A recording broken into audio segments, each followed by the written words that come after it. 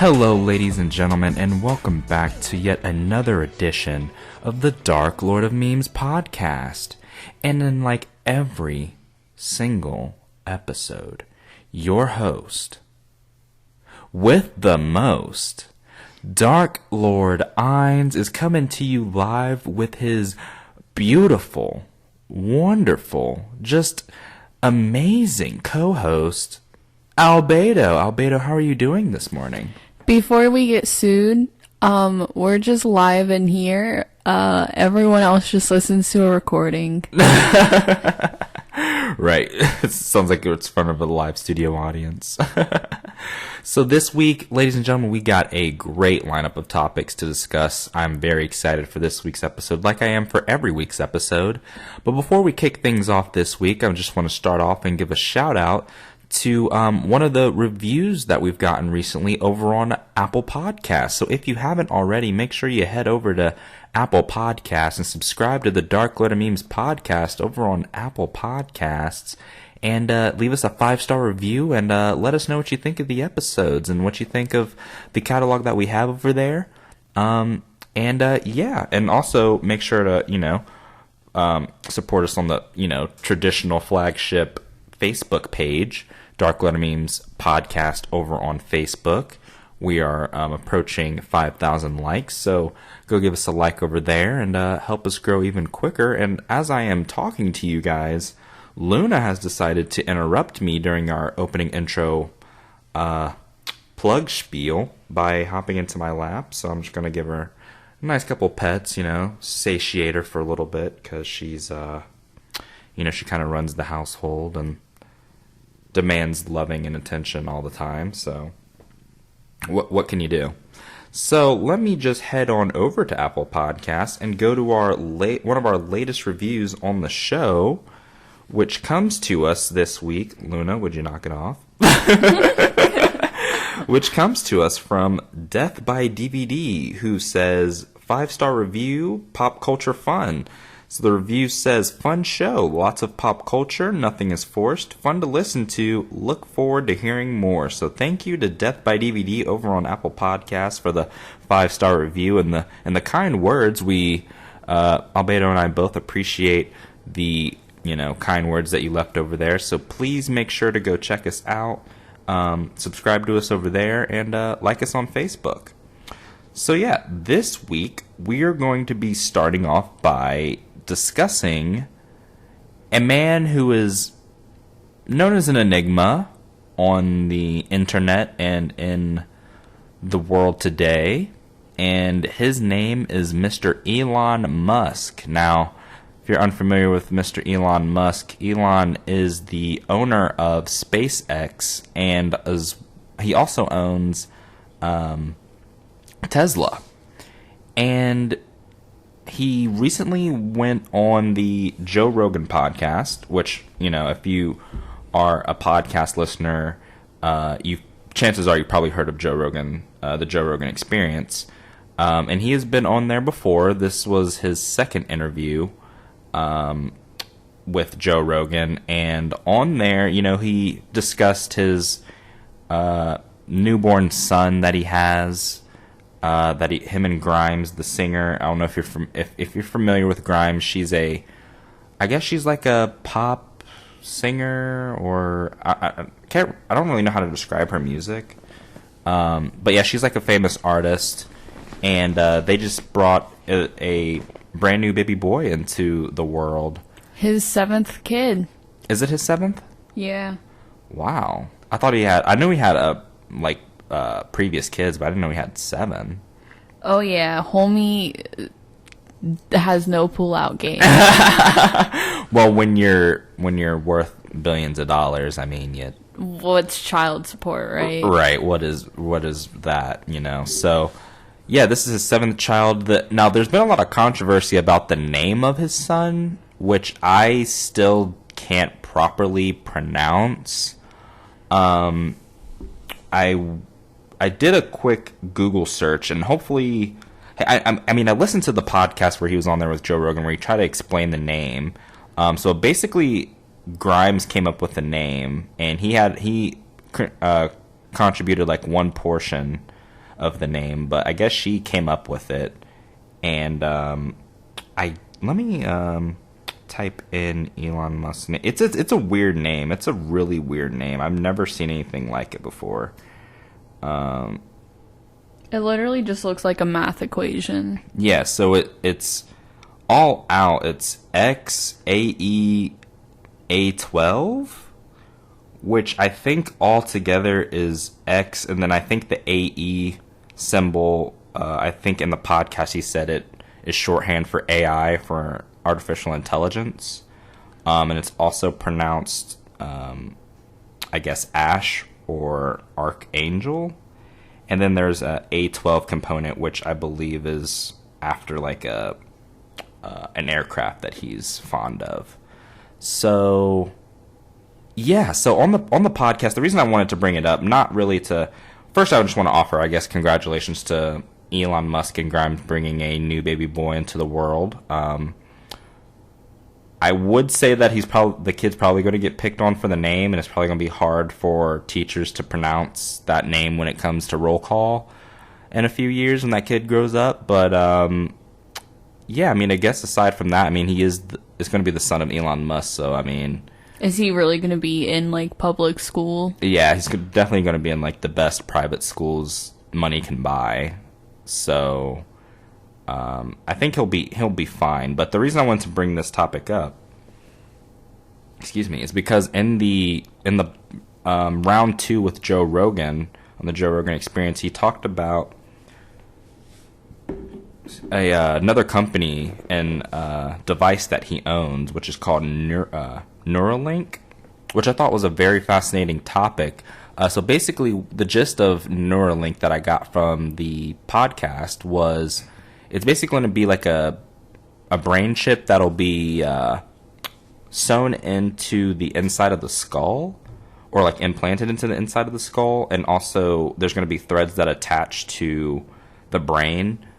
And essentially what it'll do is it'll shoot like electrons into the brain, and electronic pulses into the brain that are basically affected by, either like a mental illness or, some kind of condition. And basically what it'll do is like try to improve things that people, have limitations with. Like, say you have poor eyesight, and, this device can be implanted into your brain and shoot electrons into the part that's, weak for you, and it'll, improve your vision. Your vision will be restored.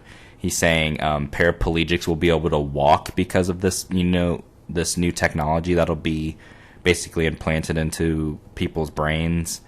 And even on the podcast, he said that we're about 5 to 10 years away from spoken language as we know it being obsolete. He thinks that, with the advancements of technology and this Neuralink, I hope I'm pronouncing it right, it's Neuralink technology, that he said basically we'd be able to communicate with each other telepathically, and that the traditional way of, spoken word would, we could do it for sentimental reasons, obviously, if you want to still like verbally communicate with people. But yeah, he said like we're 5 to 10 years away from possibly not even needing language at all. Albedo, what do you think about this? Oh, that's gonna be so weird. Like, I'm pretty sure that there's still gonna be like a lot of people just used to talking, and then in the future generations they're just gonna be like staring at you, and you just hear an echoing voice like inside your head that's going like, "Hey kid, what do you want for dinner?" Yeah, like it'll basically be like everyone will be able to read each other's minds.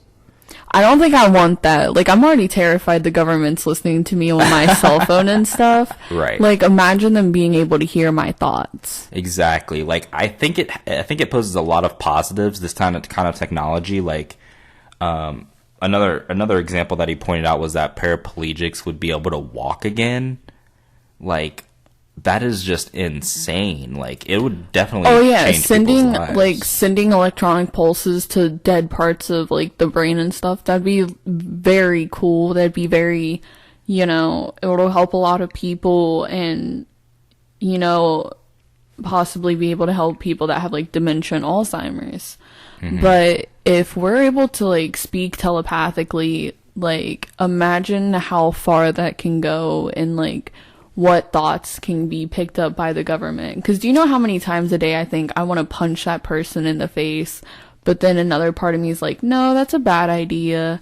Right. Like, if the government can hear me say, like, oh, I want to punch that guy in the face, like, imagine what kind of risk they would believe I pose. Like, I don't pose one, but, You like, can never be too sure. yeah, but some of the thoughts that I have, like, throughout the day, you know, could seemingly be like, oh, yeah, this person's gonna, like, bomb the White House. Yeah, so I think there's a lot of good that could definitely come from this Neuralink technology. You know, Elon Musk is all about innovation and, you know, moving us forward as a society. Like I said, I think it's good for like the things of being able to like restore sight for people, restore hearing for people, improve memory for people, being able to relive memories and from your past and like actually be in the actual moment when you're reliving it would be amazing. Like actually even feeling those, you know, same emotions. Like maybe there's a, you know, sentimental day that you hold special to you, or you know, your first kiss or your first date or the day you got married, or you know, maybe someone you loved passed away and you want to be able to, you know, you can't remember their face anymore. Like maybe it's been years and you just want to like remember being with them.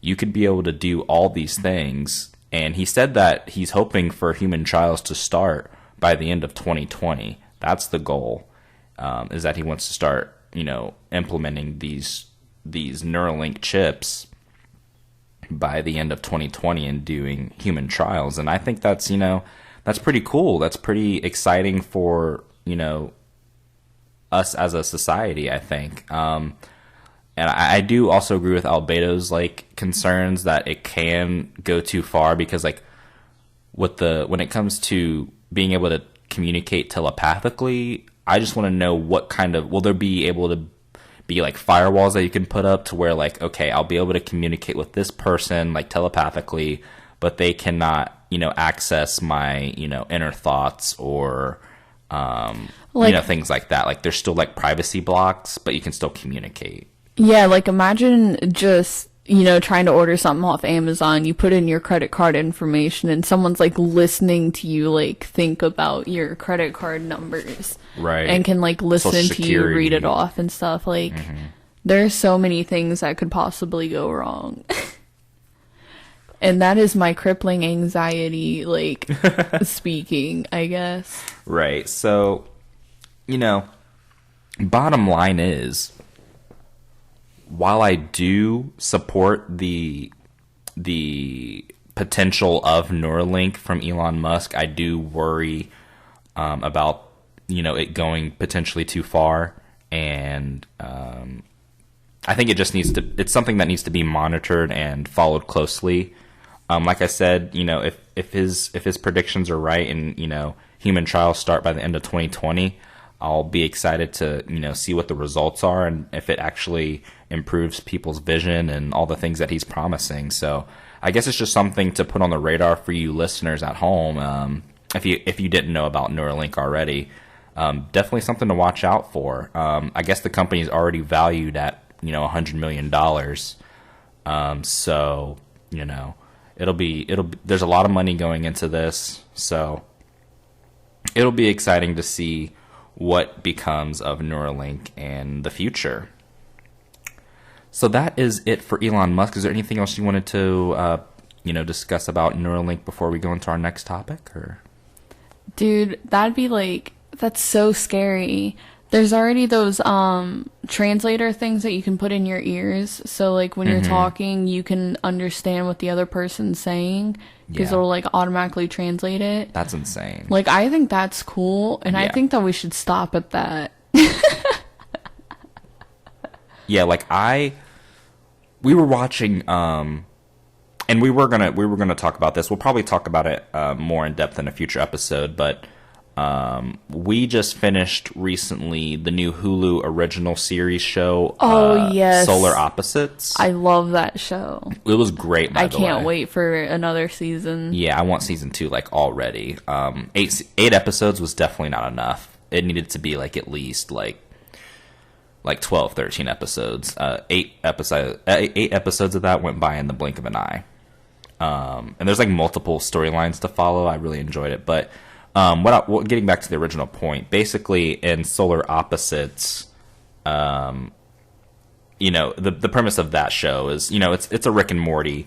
The creators of Rick and Morty made it for Hulu exclusively, and it's basically like this.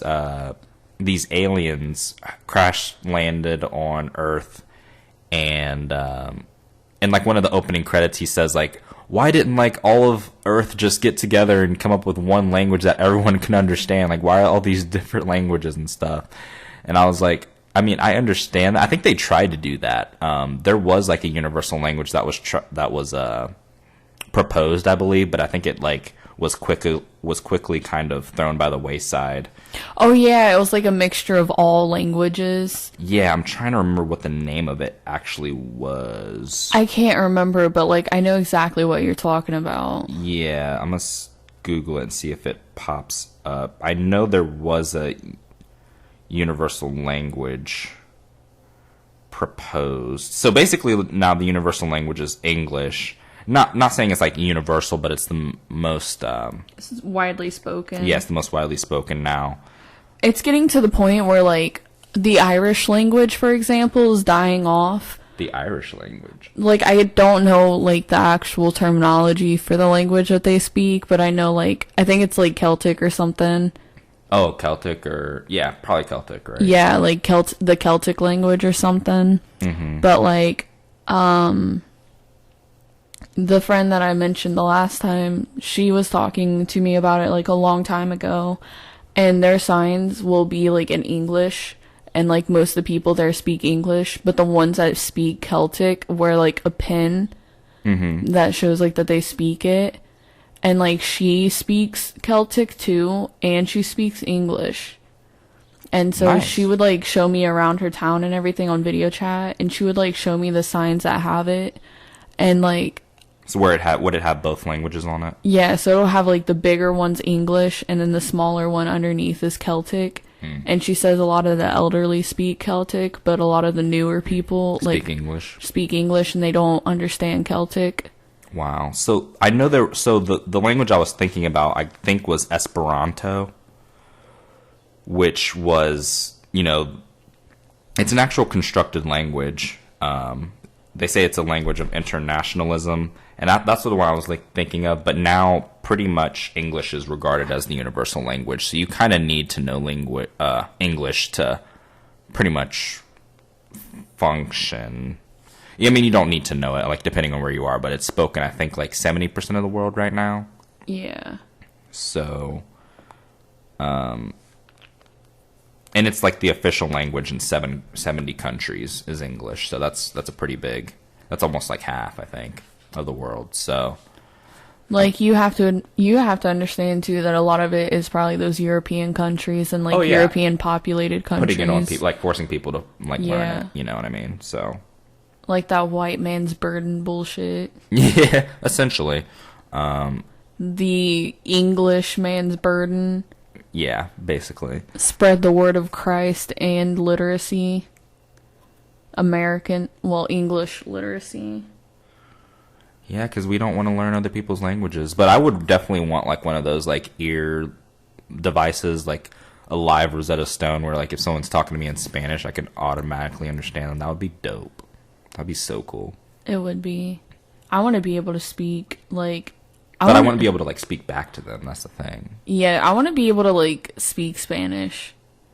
But every time I try to like practice and like study it and everything, my ADHD kicks in. Yeah, if you were to pick up I think in the United States, if you're thinking about picking up a second language, it would be Spanish, just because there's so many Spanish-speaking people moving into the country. I want to learn sign language too, because I do have a lot of deaf customers that'll come in, and I can't like. Yeah, I knew some. I took like 2 classes in it in college. I forgot like 80% of it. Like, I know But the yeah, it was very, really very cool. basics of it. Yeah, same. I could like get by Yeah, like, I But- know the alphabet, so I can just spell stuff out if I really if need needed be. to. Yeah, and I know like some words, but I mean, yeah, I wish I knew more of that. But yeah, I think if I could learn a second language, it would probably be Japanese. Oh, you weeb. I would if I could be like trilingual, I'd want to know English, Japanese, and Spanish. Those would be my 3. Mine would be English, ASL, and Spanish. Okay, yeah. Just That's because, nice. like, you know, those are kind of like the 3, I think, main ones that are like, For the United States, probably. yeah. Yeah. I mean, I don't know I can't say the word. They're gonna laugh at me. I don't know the Statistics. Yes, the God. statistics. Can you not say the word statistics? No. Like, I don't know on the stats on Yeah, that. just say stats. There you go.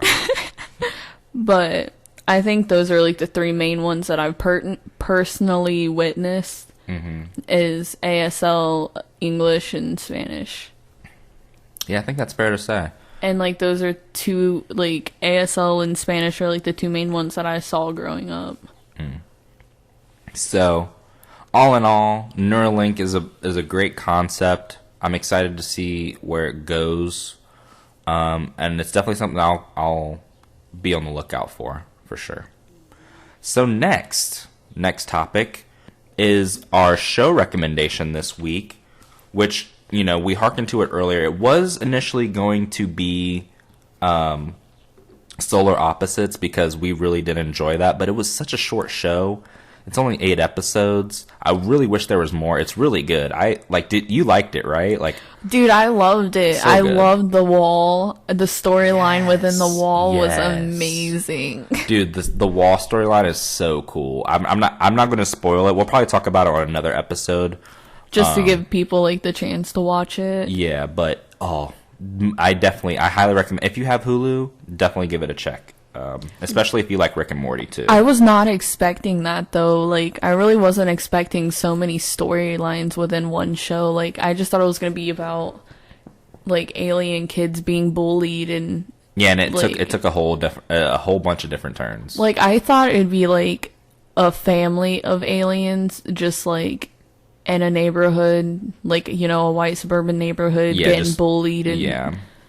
getting treated poorly and stuff. But like, they're not even a family. They're just like a whole bunch of random people thrown together on a ship. And saying like, "Hey, go find us a new place to live," basically.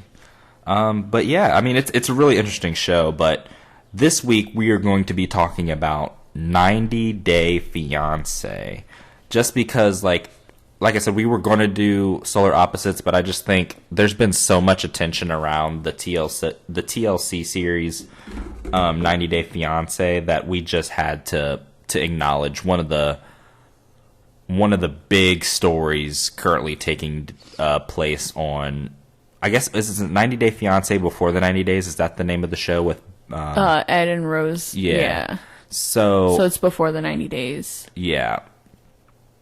So hopefully by the time you're listening to this show, you've heard of Big Ed by now. He's gone pretty viral, both him and Rose from the hit TLC series 90 Day Fiance Before the 90 Days. And I mean, my God. I mean, we've known about Ed for a while now. This is the first time we're actually talking about the storyline. He was originally shown to us by Ethan and Elo on the H3 podcast. We were watching it, and that's how we found out about this. And like, up until that point, I never cared about 90 Day Fiance. Like, I would see it come on TV and stuff, and I'd be like, there's no way I'm watching that. That can't be legal. But this story is so good. Like, it's kind of like a car crash. Like, it's kind of just hard to look away from. Like, you just want to know, like, it's bad, but you got to keep watching to find out what's going to happen, because you just want to know how bad does this get. And then the couples that you really have hope for, you're like, oh my God, they're going to make it. They're going to be so dope. They're going to like be happily ever after. No. No. So how do we sum this up? So basically, Big Ed is a misogynistic asshole who is about how tall would you say he is? Probably like he's 4'11", I think. 4'11", like 4'8", 4'11". I was gonna say 4'8" myself. So he's about 4'8". He has no neck. He's a stout fella, pretty thick. He has like a genetic disorder that stunt his growth. I'm like guessing. That caused his very cone-ish shape. He just looks like a cone, babe. A teardrop shape. Yeah, he's just like a giant teardrop. He's like, his body shape is a giant teardrop. Yeah, definitely. He has no neck. He's very short, round, and very cone-ish at the top. Cone-ish at the top, and then just kind of rounds off. He puts mayonnaise in his hair. He does. he uses mayonnaise, actual mayonnaise from a jar, as hair moisturizer. He told her that he wanted, she said that she wanted another kid because she already has one right now. Yeah, so the backstory. So basically, Big Ed is a 54-year-old who, I think he just went through a divorce. He has kids already. And he has met Rose, who I believe is from the Philippines. Yes. And she is, I believe, 23, 23, 24, around that age range. Yeah. Who also has a kid, who's looking to have more kids with Ed and start a family. And so he goes all the way to the Philippines. He goes through the whole show, does the entire, basically does the entire process, and then waits until, kind of last minute to let her know, hey, I don't want to have any more kids, and I was actually planning on getting a vasectomy. And that he described as a little snip snip. He did, which he described as a little snip snip operation, and which this completely devastated Rose. And this isn't rightfully so. And this, while this is the biggest bad thing I think he's done, he's treated her poorly throughout the entire series. This is just one instance. For a gift, he got her a toothbrush and some toothpaste and mouthwash and was saying, he in the hotel room, and I quote, Ed said, "Your breath is not pretty." And I thought that was very mean, very rude, to kind of just call her out like that. Lo and behold, it wasn't just that she wasn't taking care of her teeth and brushing them. No, she has a freaking stomach ulcer, which causes her to have the bad breath. It's an intestinal issue. It's not because she's incapable of taking care of her dental hygiene, but Big Ed, being the jerk he is, assumed it was she has poor dental hygiene. And the whole thing is just Ed thinking these people are dirty. He literally he's looking down on her and her family, yeah, and he's she's only with me for money, and her sister asked me for money to keep her store open, and they're so dirty, they don't even have actual roofs, they sleep on the ground, they just sleep on a blanket on the ground, and just talks down about her whole family and how they're raised and stuff, and he acts there's no way she can keep herself clean. Yeah, it's really shocking and jarring how things he says and how he acts towards Rose, and I mean, the only excuse I can give him is okay, her sister did contact him and reach out for money, so I can understand him to a certain extent being okay, obviously her sister's having financial issues. Is this just a situation where she's using me to have a better life in America and just wanting my money and stuff like that? I mean, I get that to a certain extent, but she had not given off any signals or signs that was the case. I mean, yeah, she was shocked at learning how small he was when they first met at the airport. Like because he lied about his height. He's been lying to her like this whole time, deceiving her this whole time, and gets mad at her for like not wanting to talk about her son's dad and like his other family, and like not wanting to talk about like her past relationships and stuff, which she has the right to like not have to talk about them. And he kept pushing her and was like... Speaking of the past relationships, I'm sorry to cut you off, but speaking of that, it made me remember. Remember he... He was married and cheated on his wife. He what? Yeah. That's not what I was going to bring up, but I did not know that. Did he really? Yeah, he got married to his daughter's mom, and then he cheated on her and never had a relationship since then until Rose came. Wow. I did not know that. That's a revelation to me live on the podcast. Wow. Okay, well, the thing I was going to bring up was that, remember he requested that she have a STD test. Yeah, that was pretty far. And then she asked him to get one too, and he said, we'll wait until we get to America because I don't trust this, like... Philippine... like, hospitals and stuff. So, yeah, I mean, that's just Big Ed for you. And so... I'm not gonna lie, I'd say he's being like really racist towards her. Yeah, he's being pretty racist, pretty stereotypical, just being like kind of a douchebag. Yeah, honestly. And like that's a common theme in a lot of the 90 Days fellas. They like come from America, they go to like their partner's country, and they just like disrespect everything. Yeah, but here's my thing. So we're talking about Big Ed and Rose. Apparently, Rose exposes Ed on YouTube online because she has she. I told you this recently. She started her own YouTube channel, which I guess she has a couple of videos up there. I haven't checked them out yet, but I may, see what she posts on there, just out of general curiosity. But I believe she goes into detail that, essentially Ed wanted to be on this show to become famous and to go viral and didn't really care about Rose or, her feelings or anything like that. Is kind of the vibe I'm getting. So, this show, while it is entertaining for us, the viewers, I think it's also important to take into account that, these are still people's lives, and this is Rose's life.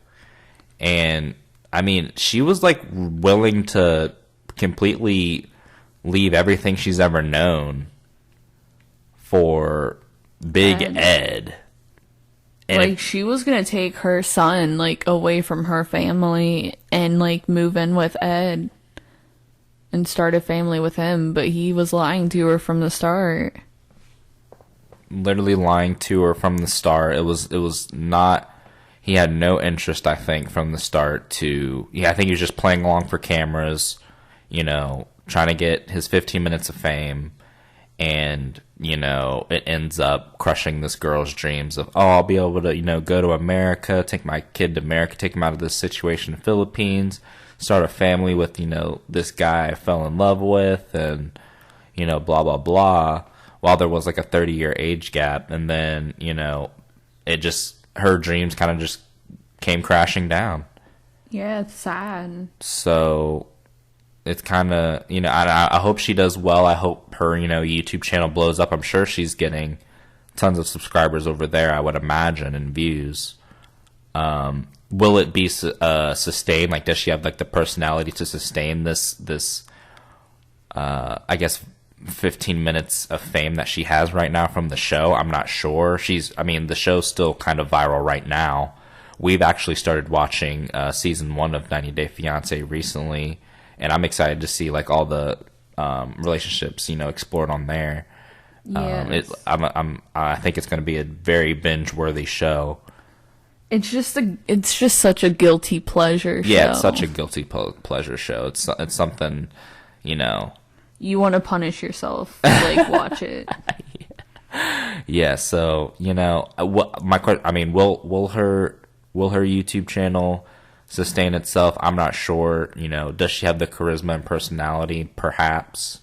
Depends on, what she posts on there. I don't know, what plan she has, but, I wish her the best. I hope it, succeeds, and, maybe she's able to, support herself from her YouTube channel, and, maybe become, a bit of a social media star. That would be nice. It's not, I guess, what she wanted. She wanted a family and kids, and to get out of the Philippines, but, social media fame is pretty cool too. Yeah. Hopefully she doesn't get sued by TLC. Why would she be sued? Because that's their show. Oh, well, yeah. So, like, her channel, I don't think she posts any of, like, the show's content on there. I think she can obviously talk about what happened on the show. Oh, because Big Ed wasn't allowed to talk about it, remember? Oh, really? Yeah, like, on the podcast, like, they were talking about how Big Ed... Oh, they try to get him back on, and yeah. So, I think, maybe, we have to...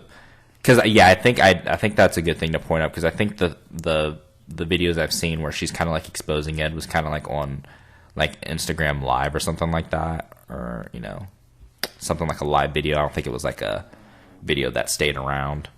So, yeah, I don't think as long as she stays away from that, posting that stuff, she should be fine. But, we'll see. I wish Rose the best. Big Ed, fuck you. Yeah, pretty much fuck you. I do want him back on H3H3. I want just so they can, like, shred him apart, like shredded beef. But, like he said, they're kind of... TLC's, like... really being selective on where he goes now, and so they probably won't let him back on there, but I hope he gets to go back on the show. So definitely check out 90 Day Fiance if you haven't already. Definitely give Big Ed and Rose a YouTube search. It's definitely worth it just to watch the clips that they have online. It's definitely entertaining stuff, so feel free to go check that out if you haven't already. Now, this next topic, probably I don't want to spend too much time on this one, but I thought it was interesting to address just because all the controversy surrounding this man. Probably the most controversial rapper artist out right now, but for some reason is still doing just monster numbers online. And that is the rapper 6ix9ine. Now, if you're not familiar with 6ix9ine, basically his story is he's this, and I can say this because he's actually said this about himself already on Instagram Live. He's basically this rainbow-haired Mexican kid who screams on beats and raps, and not only did he do that, but he also, claimed that he was like in Blood Gang and stuff, but I won't get into that stuff. But he went to jail, went to prison, and he snitched, which, in the hip-hop community is a big no-no. Kind of just in general, snitching is a big no-no. I guess there's just like an unspoken rule that you don't snitch and there's loyalty, like just because you went down doesn't mean you take everyone else down, because you were the person to go down for it. You just gotta bite the bullet.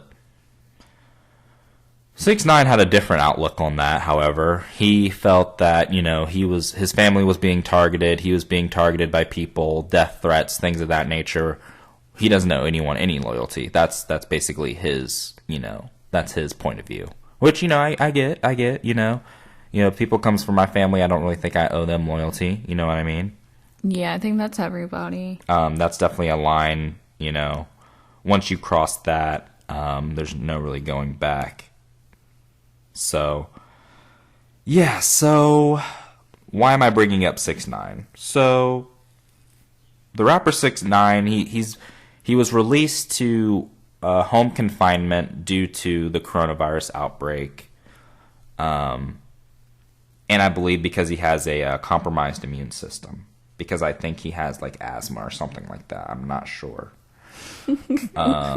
Imagine getting out of prison because you got asthma. Asthma. So yeah, he gets released.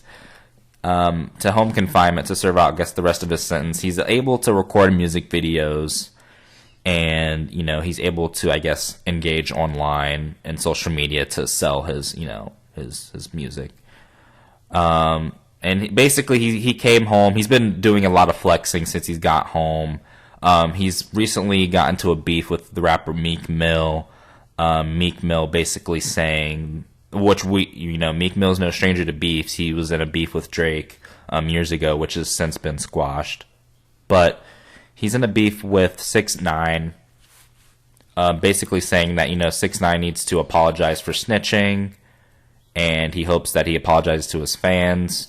6ix9ine basically came back and said, I'm the king of New York. I don't need to apologize to anyone. And then he explains, why he snitched, and, I think he gave some pretty valid reasons. What do you think about his reasoning? I understand, because they said that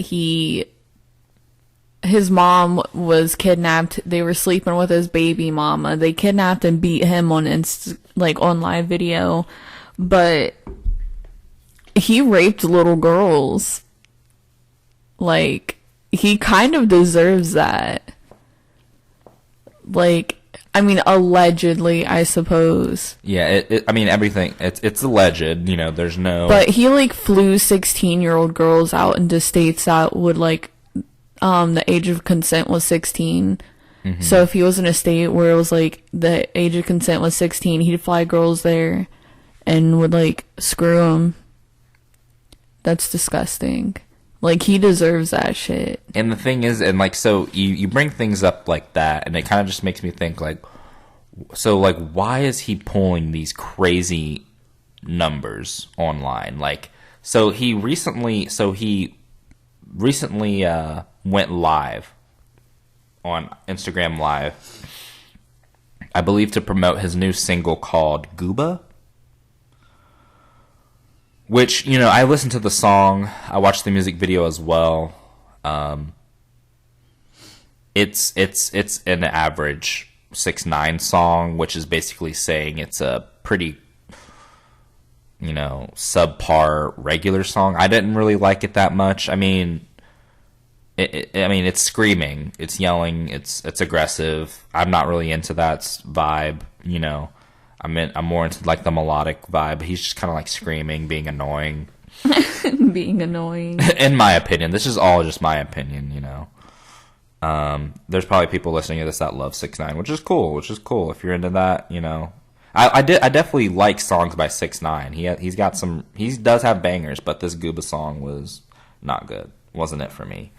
So yeah, he comes back. He goes on Instagram Live, breaks the Instagram Live viewer record. He had 2 million viewers live on Instagram at the same time, all at once. That breaks the previous record, which I believe was held by Tory Lanez from Quarantine Radio. So now he has the Instagram Live record, right? Then He drops the Gooba music video, which breaks the 24-hour debut for a hip-hop video in YouTube history.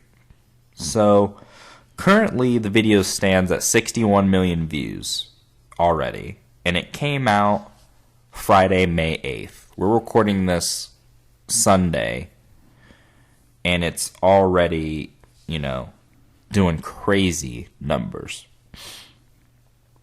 So yeah, it got 43 million views in the first 24 hours.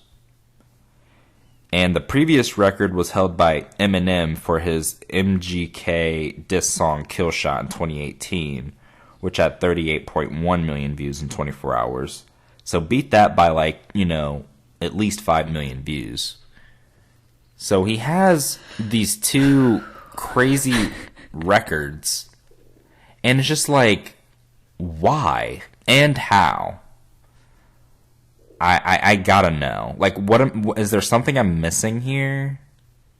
Or do you think it's just what you said earlier? I get that 6ix9ine is a dumpster fire you can't turn away from, and everybody just wants to see his downfall.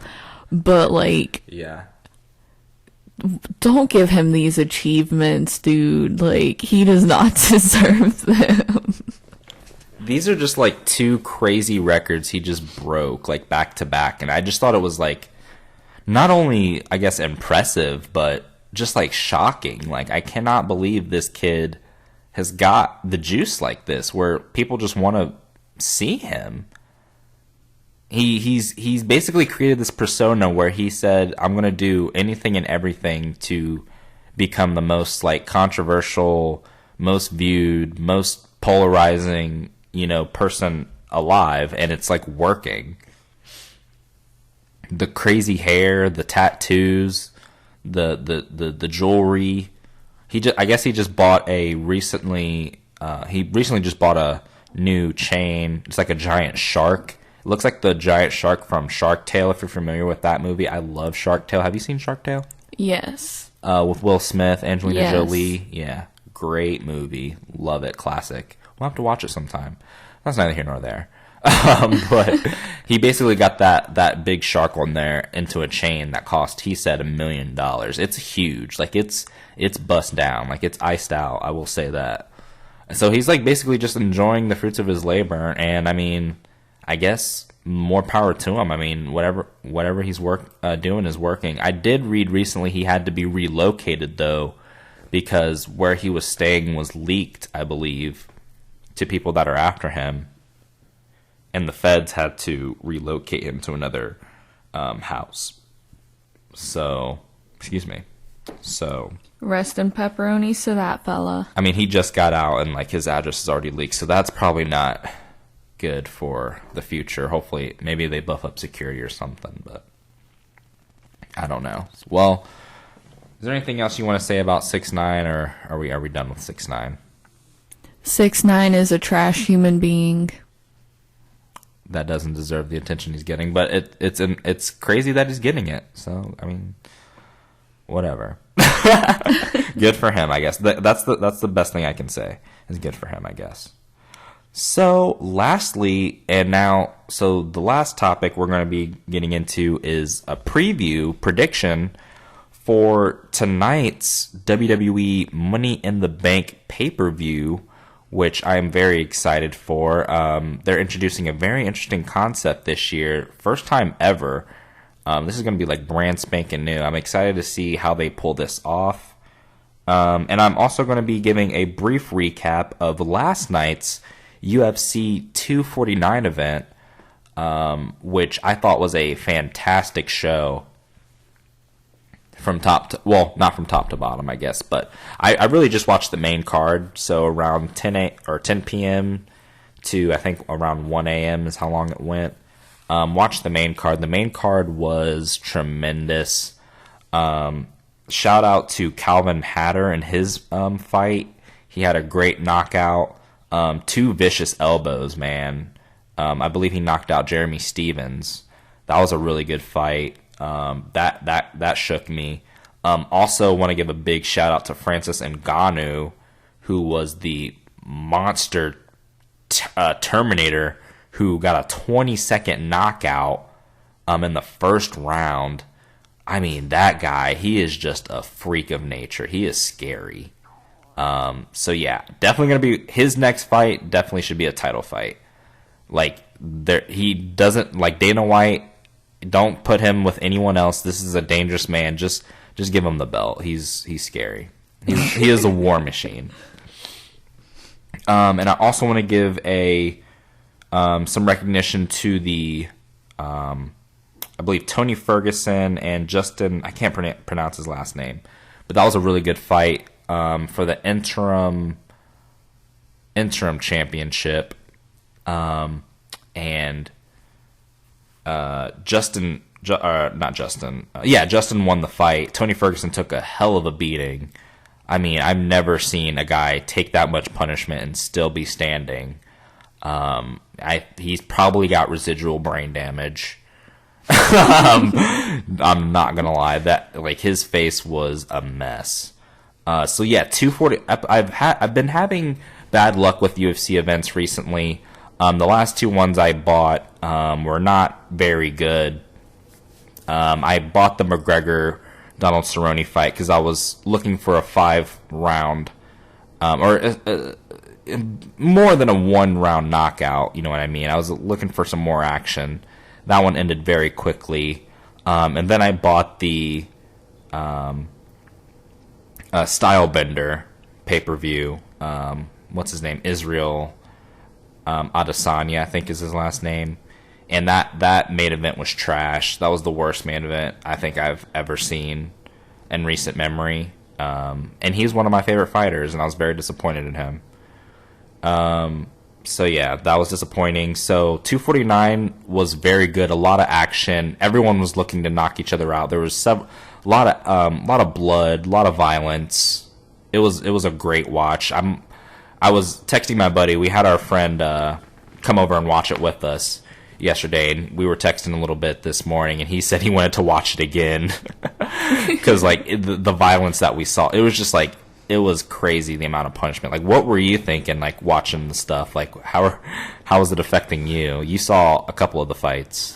Dude, it amazes me how, like, that guy literally just dropped. He got just slammed in the side of the head, dropped, and the other guy just kept going until he was, like, pulled off. Yeah, you're talking about Francis Ngannou. Yeah, I'm telling you. And then the fact that, like, he called him out, he was like, yes. I'm gonna, and then it was like, boom, boom, done. So, yeah, because, like, what she was referencing, like, before the fight, they do, like, these, vignettes, and he was saying, when I heard this guy called me out, I knew then he didn't know what he was getting himself into and who I really was. And he was right. He knocked him out in 20 seconds. It was the match, like, it ended after 20 seconds. He probably knocked him out in, like, 15 seconds. Yeah.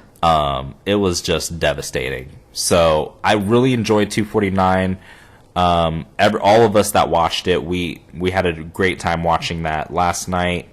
So kudos to Dana White and all of UFC. They put on a good show. I really enjoyed the show last night. 5 stars. Especially since there's, been a lack of sports, no NBA and stuff like that. So thank you for giving us some great sports content, UFC. And so I'm hoping that WWE can follow up tonight and also deliver and provide a very entertaining product because, like I said, ladies and gentlemen, tonight is the 2020 WWE Money in the Bank pay-per-view. Now, I hinted at earlier that there's going to be a unique concept added this year. So if you're familiar with WWE and their Money in the Bank ladder match, essentially it's a ladder match between about 6 or 7 to 8 participants, and they're all going for a briefcase, which in the Money in the Bank briefcase, there is a championship contract that they can cash in anytime they want and get a free championship match. So it's pretty valuable. So essentially, in years past, it's just been, you set a ladder up in the ring, you climb the ladder, and you get the briefcase. Done deal. And these were still entertaining matches. Now this year they're changing it up, and they're holding the Money in the Bank ladder matches at WWE headquarters in Stamford, Connecticut. And you basically have to start off on the ground floor of the headquarters and battle your way up to the roof of the building. Now this is a huge building. It's the headquarters for WWE. Keep in mind. And they have to go all the way up to the top of the roof. Now, I heard a rumor online that there was going to be a spot where someone falls off the roof. I'm not sure if someone was just bullshitting or not, but that would be crazy. So yeah, I'm excited for this new concept. What do you think about this concept? I haven't gotten your opinion on this, but you've seen ladder matches before. What do you think of them doing it at the headquarters and going all the way up to the roof of the building? I just really hope nobody dies. I just hope no one's injured in this. It sounds like... It sounds like an OSHA violation. It sounds like this was created for someone to get injured and hurt.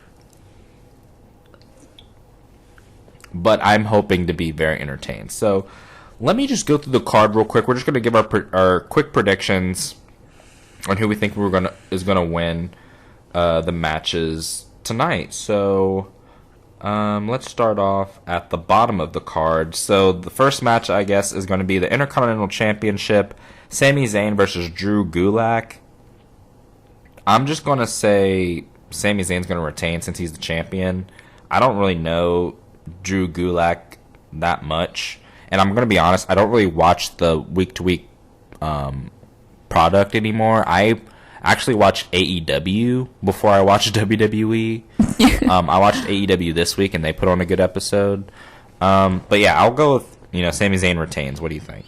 I think Sami Zayn. He's the only name I really recognize. Yeah, so basically just off of that, I'm just going to go with Sami Zayn retaining. The next match is the Raw Tag Team Championship match between the champions, the Street Profits, versus the challengers, the Viking Raiders. I personally believe that the Street Profits are more over than the Viking Raiders, and I think they will retain. They're an entertaining duo. What's his name? Montez Ford. He's a very athletic guy.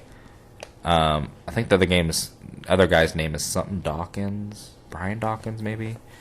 And he's kind of like the muscle of the group. So I'm just gonna say the champions retain too. So far I got both champions retaining. What do you think? I'd have to agree. Yeah, like I said, I don't really watch. I'm not really, too keen on Drew Gulak and the Viking Raiders, so I'm just going with what I know. Next match. Oh God. The SmackDown Tag Team Championship match. We got Lucha House Party. Oh.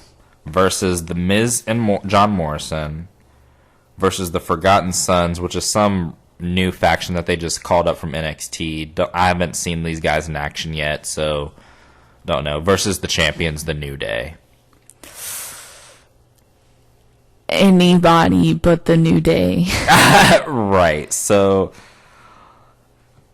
like I said, if I were to bet, I would probably say The New Day will probably retain, just because Kofi really does have some really good moves. I'm not gonna lie. Yeah. I'm just tired of his positivity. I mean, at this point, the New Day I think they're like 7 or 8 time tag team champions already. I mean, I'm kind of just over it. Like it should have died a while ago, and they're still kind of like making it. They're kind of like making it go, and it seems forced now, less organic. So. Yeah, like they just throw pancakes at people. What do you expect them to do? Actually eat them? We don't know where your hands have been. Right, especially during coronavirus, you know what I'm saying? Maybe they've stopped, but I mean, they were doing that recently, so. Yeah, so I'll say I think the New Day will probably retain, but I would hope the Miz and John Morrison, I guess, would win. If I were to pick someone else, I'd like to see them win them back and kind of hold them longer. Lucha House Party, don't care about them. Forgotten Sons, don't care about them. Next match is the SmackDown Women's Championship. We got the champion Bayley taking on the challenger Tamina. So Tamina is basically the wife of the less popular Uso brother, thus making her less popular. I think she's recently gotten on social media to have more of a personality, but like up until now, she's kind of just been a jobber, there to take the L. Been in the company for a long time, and I mean she's the daughter of either the daughter or like the granddaughter of, I think, Jimmy Snuka, who was like a famous wrestler. So I guess she has like the family ties, but she's never been a champion. The company's never tried to push her ever. I mean, they've put her with Nia Jax in a tag team before. Ugh. That was kind of gross. I'm going to be honest. I mean, I'm not a Nia Jax fan. Neither of us are Nia Jax fans. Albedo especially hates Nia Jax. She has a much disdain for her. Dude, if I ever did WWE wrestling, I would hope I could beat the crap out of Nia Jax. Like I'm saying, it's a possibility. No, but I hate Nia Jax. And then so they were in a tag team. That didn't really work.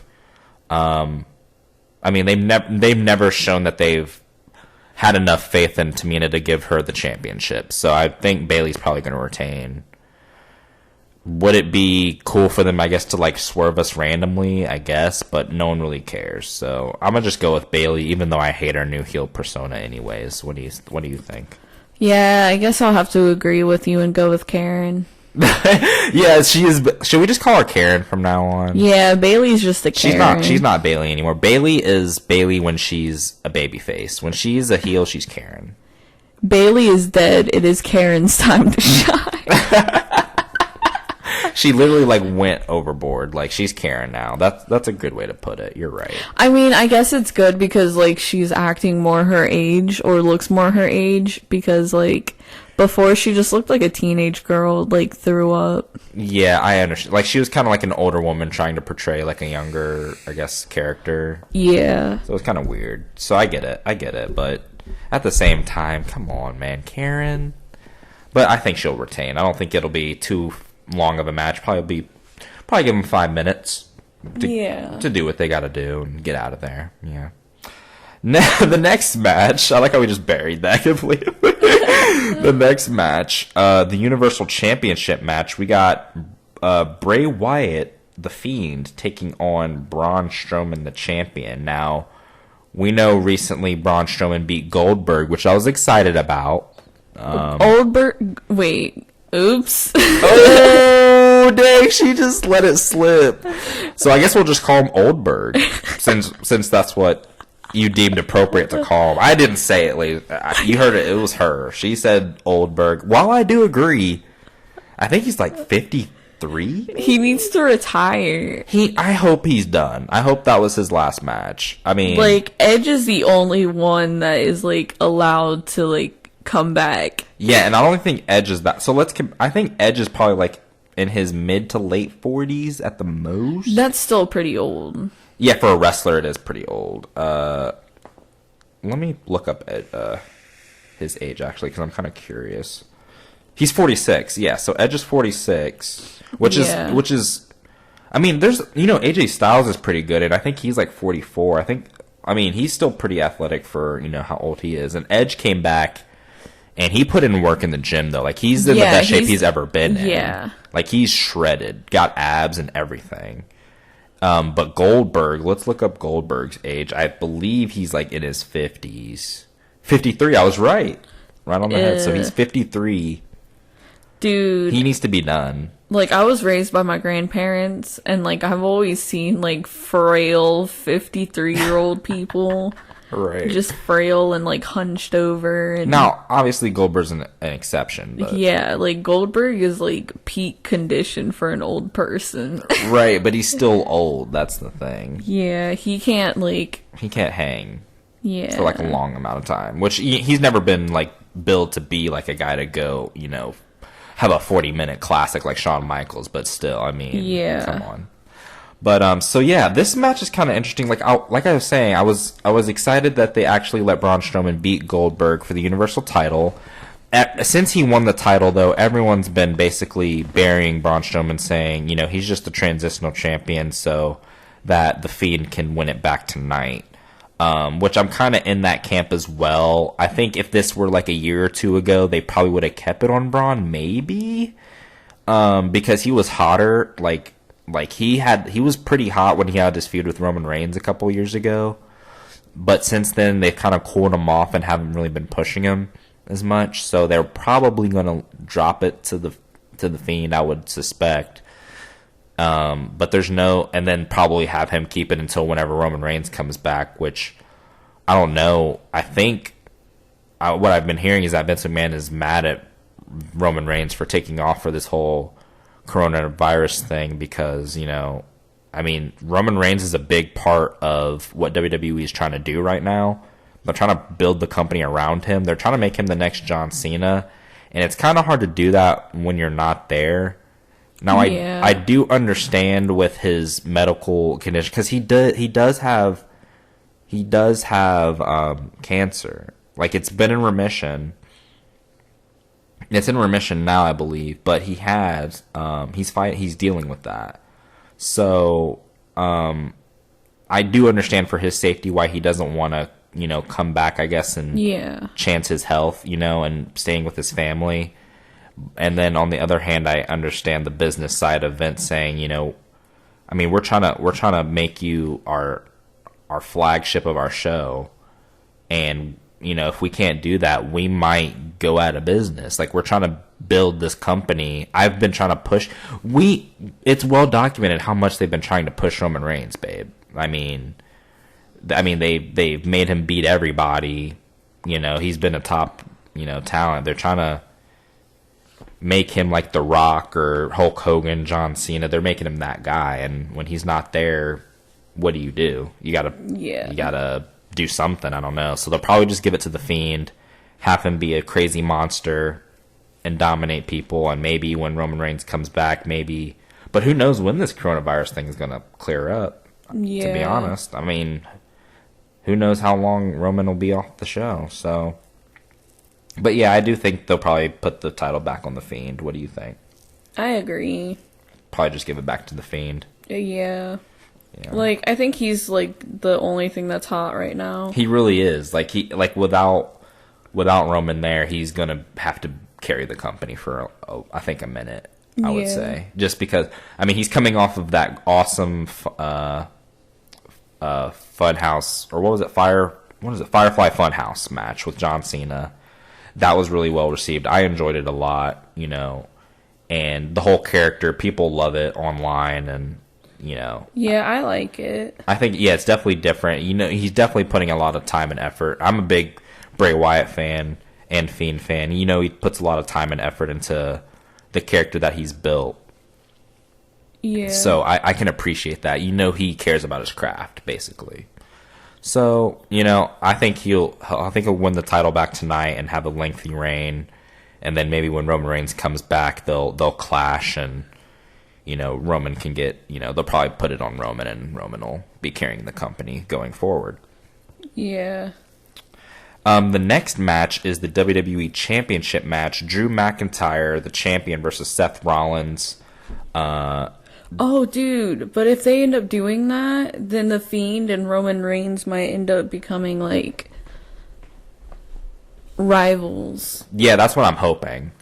That's what I'm hoping that they're building that towards, where they kind of have these crazy battles over the title, Yeah. That's what I'm hoping happens. I'd love to see that. Me too. So, like I said, the next match is for the WWE Championship. Drew McIntyre, the champion, versus Seth Rollins. Now, Drew McIntyre won the WWE Championship off of Brock Lesnar recently at WrestleMania. And Seth Rollins is actually coming off of a WrestleMania loss, which you could say he lost twice in the same night. He lost to Kevin Owens. So I think they're probably just going to beat Seth Rollins again. I think they're just going to sacrifice Seth Rollins to build up Drew McIntyre. It's looking like they're going to be pushing. When you have a guy beat Brock Lesnar, who was the monster in the company for the last at least 3 years, that's probably a good sign that they're going to be pushing you for a while. So I think they're probably just going to have Seth Rollins be the sacrificial lamb. While I do enjoy Seth Rollins, you think he's a good worker. I think he's going to do the job and lose tonight. Yeah. I don't have that much hope for him. I don't think they're pushing him like at all anymore. Yeah, he's in a quasi main event / mid card role where he can have a great match in a mid card slot, and then he can also fill in to a main event slot when needed, like right now. Yeah. He's that good. You know what I mean? He can kind of do both. So he's like mid-tier. Yeah. I like Seth Rollins. I don't really like him as a heel, and his fiance is Becky Lynch, and Ugh. And we've been vocal about we're kind of done with Becky Lynch. Yeah. I guess she just broke the record as she's the longest reigning Raw Women's Champion now. Should have been Asuka. Which she's in the Money in the Bank ladder match, which I'm hoping and praying that she wins. Asuka? Yeah. Dude, I love Asuka. So that's actually the next match we're going to be reviewing. But yeah, I think I don't care who's up against Asuka. It's going to be her. So this is the Women's Money in the Bank ladder match, which I heard that they're doing. Now, I don't know if this is confirmed or not, but I heard that they're doing the women's Money in the Bank ladder match and the men's Money in the Bank ladder match at the same time. They're going to be held simultaneously, which should cause for some interesting action. I think they're doing this because if you tried to do this match twice in the same night, it would be too long. So I think they're just going to have one big, men and women's ladder match. So on the women's side, we have Asuka versus Shayna Baszler versus Nia Jax versus Dana Brooke versus Lacey Evans versus Carmella. Now, this is a pretty decent field of talent. Carmella's won the Woman in the Bank ladder match before. She has won it before. With the help of James Ellsworth at the time, which we all know, who's been in the the spotlight of controversy recently, being accused. Well, not recently. A couple years ago, he was in the news about soliciting naked photos from minors. Big creep. I did not know about that. Do you remember James Ellsworth? No.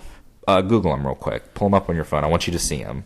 He had no chin. That was like his thing. He looked deformed in the face a little bit.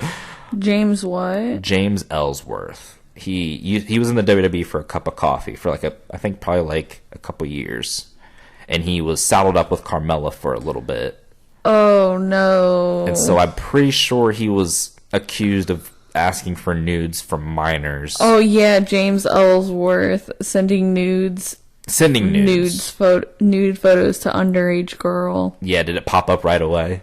Oh god, he looks like a creep. I also heard that his Facebook account was deactivated recently. I guess Facebook deleted his account, so I don't know what that means, but for what it's worth. He looks like a character from Horton Hears a Who. He kind of does look like that depressed kid. It's okay. We can make fun of him because he's a pedophile. Yeah, it's okay. We get a pass. So yeah, this field for the women's Money in the Bank ladder match looks pretty good. I'm not gonna root for Nia Jax. That's a given. Dana Brooke, while she is a Columbus girl, she doesn't really do anything for me. She's kind of generic. No real personality. She's an average wrestler with no personality. Lacey Evans, she's the rah-rah, traditional, American cherry pie. Girl. Yeah, American girl next door, I guess. We hate her too.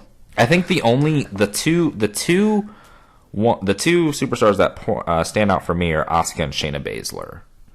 I think it's going to be one of them that wins it.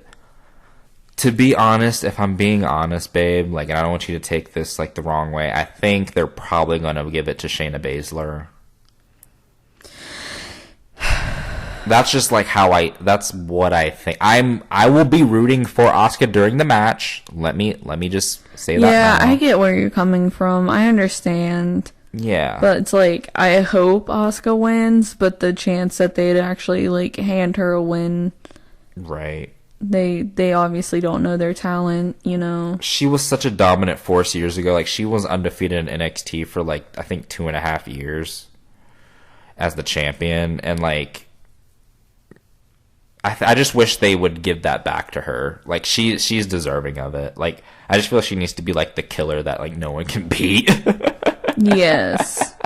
Yes, please. But, I think they're probably going to give it to Shayna Baszler, but I'll be rooting for Asuka, and that's who I want to win. So who do you think?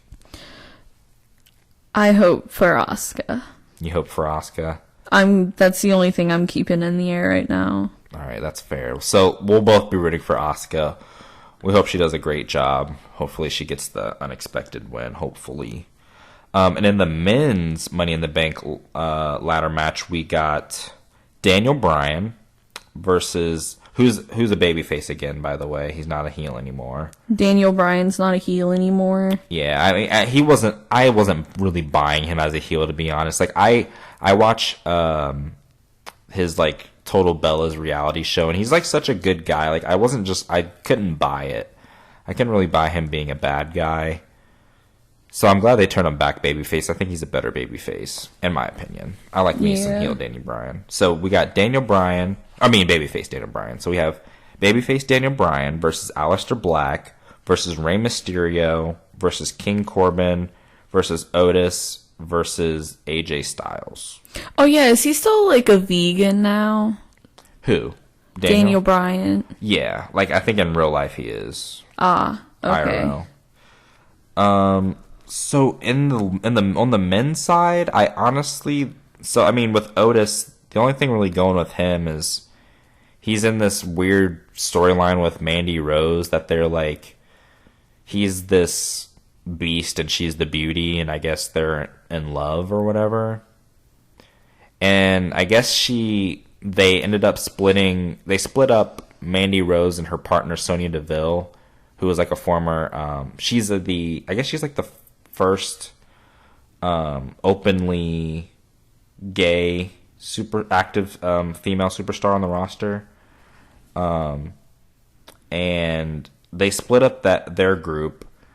And so I guess it's Sonya Deville and Dolph Ziggler are a thing, and Otis and Mandy Rose are a thing. I kind of wanted them to do... Now, here's my opinion, and I want to get your opinion on it. I was kind of hoping they would do like a LGBTQ storyline with Mandy and Sonya and make them like a couple. They like teased doing it, but they never like pulled the trigger on it. And I kind of thought that would have been a cool thing to like have that and making them like a tag team, maybe like champions or something, and them being like the first ever LGBT like couple, thing. What do you think that would have been? Like, what are your thoughts, I guess? Like, I think... Because there's never been a storyline like that. Yeah, like, I think that definitely would have given them a lot more views. Mm-hmm. A lot more viewers are definitely going to tune in and watch that. They'd get a lot of backlash, though. I'm not going to lie. You think they would? Yeah, they'd get a lot of backlash. Because who really goes to those shows besides, like, just white supremacist men?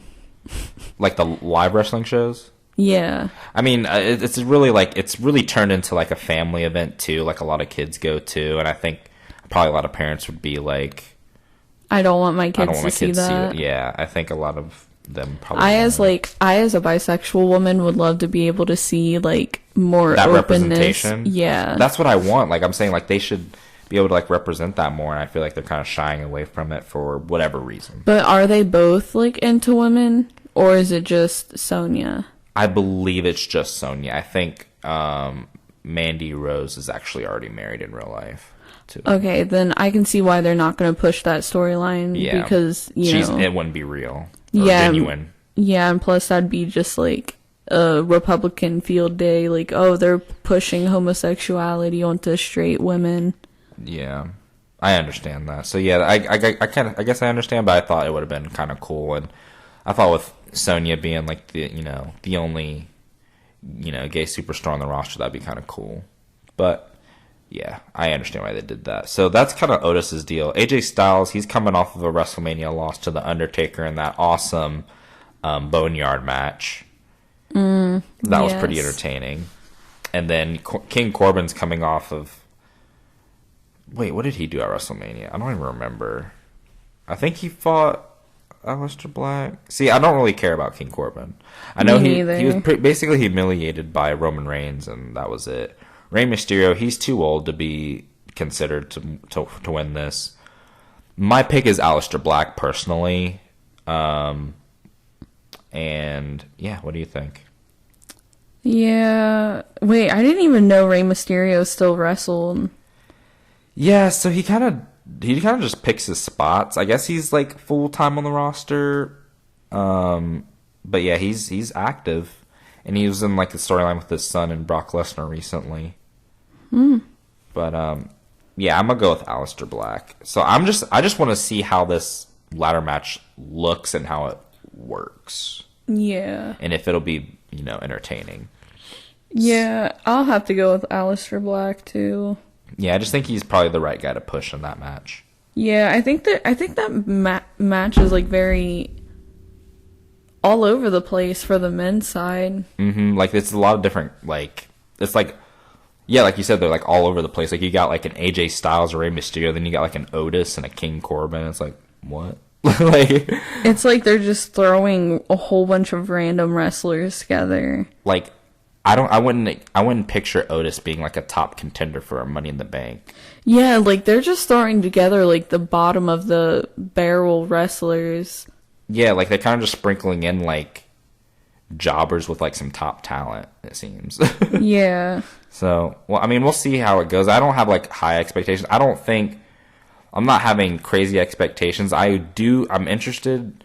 I'm watching this because of the concept of the ladder match. Yeah. Like, I want to see them fight from the ground floor to the roof of this building and like what's going to happen and like, are people going to fall off the building and stuff? So, I'm interested for that. I don't know if it'll be better than like the UFC show, but you know, it'll be interesting. So that is going to do it for this week, ladies and gentlemen. Thank you so much if you've gotten this far into the show. We appreciate you listening. Make sure you give us a like on the meme page over on Facebook, facebook.com/Dark Lord Ainz. That's AINZ. And give us a like on Facebook. And also subscribe to us on Apple Podcasts. We're on Spotify. We're on Google Play. Wherever you get podcasts, you can find us. So make sure you support us on wherever you get your podcasts. And subscribe to us on YouTube channel, Dark Lord of Memes Podcast on YouTube. Is there anything you'd like to say before we sign off this week? Have a good one, guys. Have a good one, guys, and we will see you back here next week with another episode of the Dark Lord of Memes podcast.